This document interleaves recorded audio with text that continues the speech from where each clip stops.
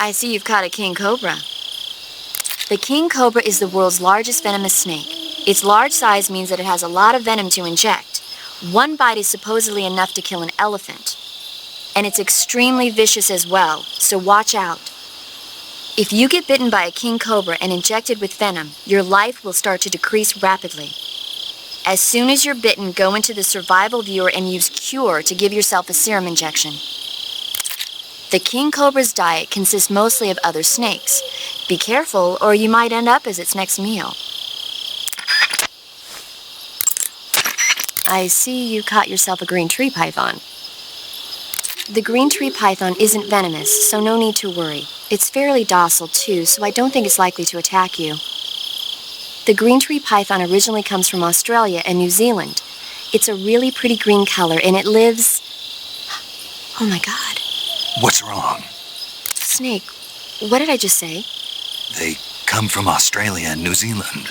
No, after that. They're a really pretty green color. I thought so.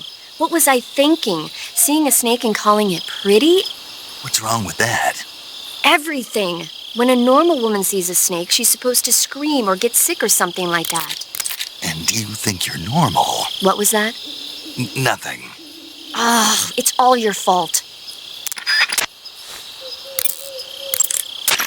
I see you've captured a giant anaconda. The giant anaconda is believed to be the largest snake in the world in terms of weight and diameter. It's not poisonous, but its large size makes it extremely powerful. They say it even eats crocodiles. Its only natural predator is man. And snake. And snake. The giant anaconda is a very large snake, but you should be able to capture it alive using the tranquilizer gun. The taste is... Oh, you've already eaten one. Yeah, it was delicious. Ah. No, really. It tastes like chicken with a surprisingly light flavor. Maybe a little bit stringier than chicken, but all in all, I'd say... Snake? What? I don't really care. Oh. Okay. Yeah, talk to you later. I see you caught yourself a reticulated python. The reticulated python is said to be the longest snake in the world. The biggest ones can grow up to 10 meters in length. Although they're not poisonous, they're still very dangerous, so be careful around them. They have a highly ferocious temperament, and they can swallow whole, even large animals like deer and pigs. Their most distinguishing feature is the mesh pattern of their scales. This pattern acts as a highly effective natural camouflage. If you think there might be a reticulated python about, pay close attention to your surroundings. Otherwise, you could get bitten before you even know it's there. It's a huge snake, but you should be able to capture it alive by using the tranquilizer gun. I'll bet if you capture one and throw it at an enemy, it'll give him a good scare. You've eaten one, haven't you? Yeah, it wasn't half bad. Cannibal. What was that? Nothing. Talk to you later. I see you've captured an Indian gavial. The Indian gavial is a crocodile that originally lived in freshwater regions in India and Nepal. Why are Indian crocodiles way out here? They're captive crocodiles that were brought here for research purposes but escaped and became wild again. Indian gavials are large creatures. Adult males grow to over 6 meters in length. You'll never catch one alive, even if you use the tranquilizer gun. I tried the meat. It was great. Well, good for you. But be careful when capturing an Indian gavial. Normally they're cowardly creatures, but the ones in the forest there are belligerent. Apparently they attack humans. What do you mean? They weren't the direct subject of any serious research, but some think they may have become violent as a side effect of the atomic research that was conducted nearby. Snake, unlike the virtuous mission, this is a night operation.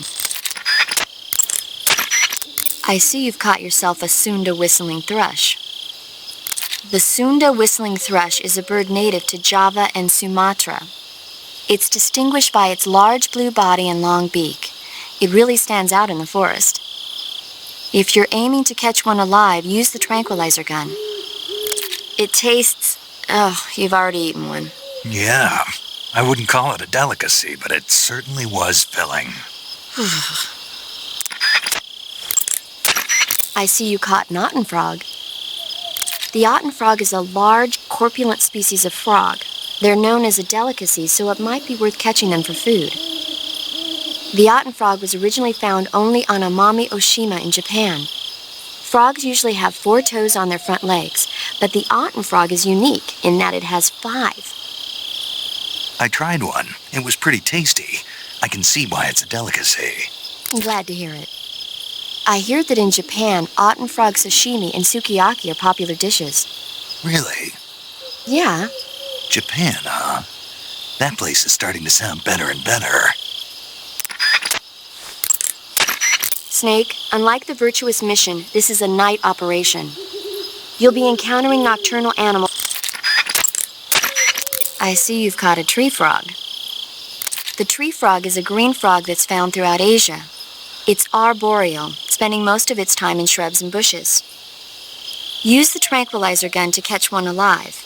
I bet you could scare an enemy good if you toss one at him. But the tree frogs that live in that jungle are a lot bigger than ordinary tree frogs. They've got an appetite, huh? You've got a one-track mind, don't you? But seriously, that is one theory. However, there are people who think it's a mutation caused by nuclear testing and waste from the research facility. Yeah, I ate one, but it didn't taste that great.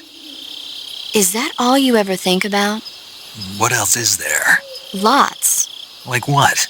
Like why a frog would get so big in the first place. Whether it's a temporary phenomenon created by a unique environment, or a permanent mark of evolution, or a product of the toxic waste coming out of the research facility.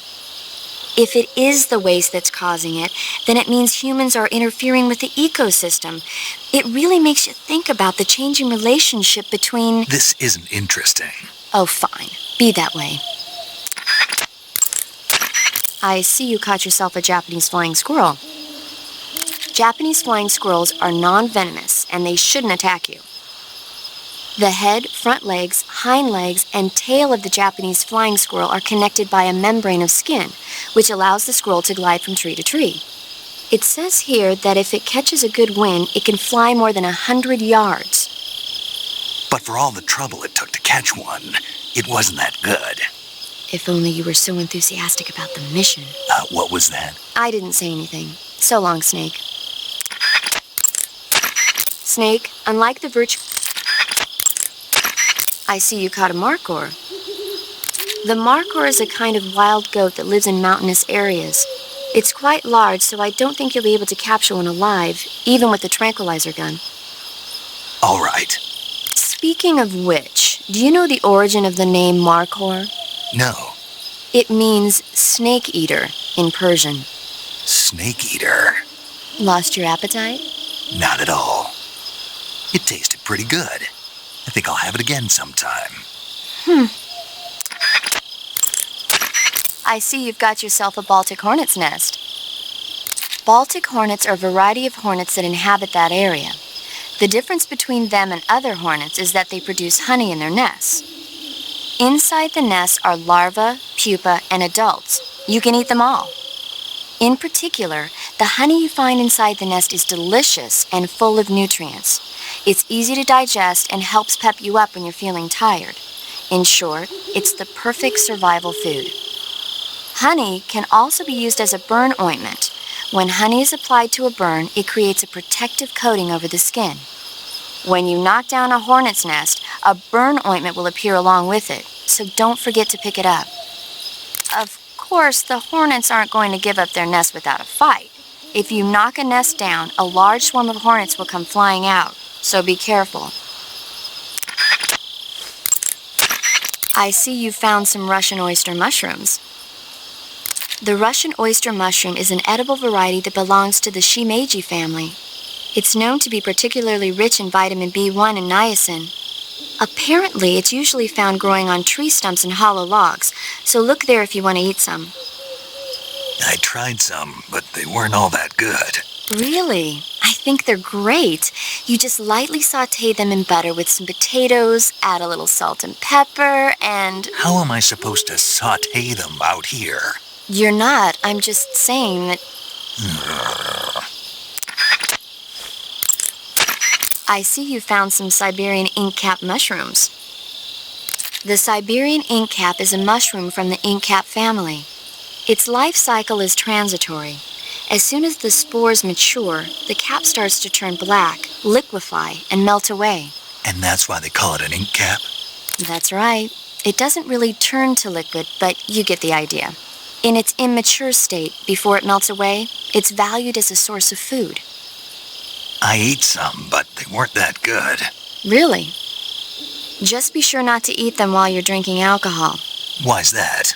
Ink caps contain coprin, which inhibits the function of aldehyde dehydrogenase. This prevents the body from breaking down alcohol, causing a buildup of acetaldehyde. Meaning? Meaning it will give you the hangover from hell. Oh. Wait a minute. What? You think I'd drink alcohol in the middle of a mission? Wouldn't you? Hell no. Well, I'm knocking a shot back now. What? Just teasing you. No. Oh, come on. Where's your sense of humor? I need a drink.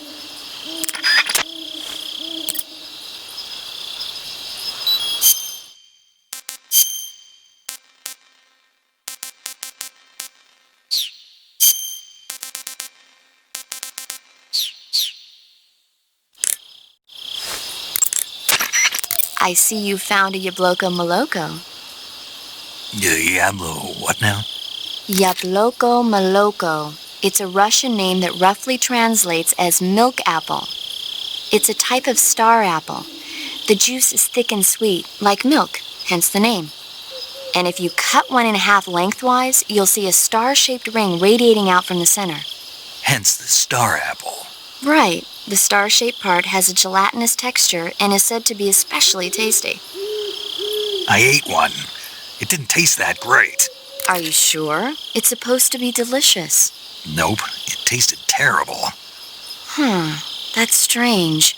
Yeah, looks like that guide of yours. No, it's your sense of taste.